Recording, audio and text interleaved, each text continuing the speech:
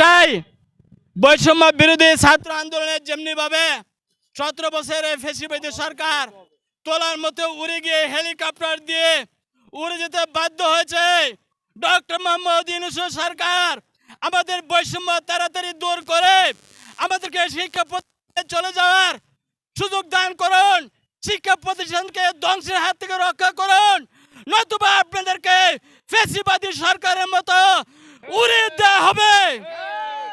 সংগ্রামী সাথী ও বন্ধুগণ, এক দেশের দুর্নীতি কেন হবে? আজকে এই সরকার আসার পরে তারা বলেন যে টাকা নেই। আমরা যখন কোনো ন্যায্য অধিকার বলি তখন তারা বলেন যে ফান্ডে টাকা নেই। তারা বলেন তাদের সরকারের ফান্ডে টাকা থাকে না।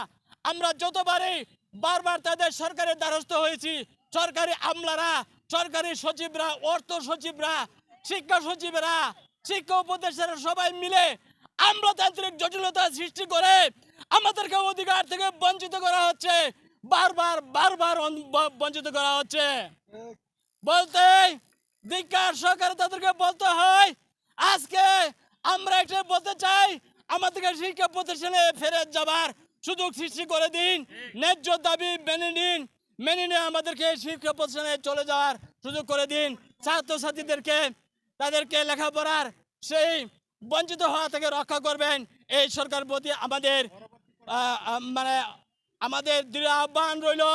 আপনারা আমাদেরকে শিক্ষা ব্যবস্থা যাতে ধ্বংস না হয় সেদিকে লক্ষ্য রেখে আমাদের ন্যায্য দাবিটুকু মেনে নেবেন, সে আশাবাদ ব্যক্ত করছি। আসসালামু আলাইকুম।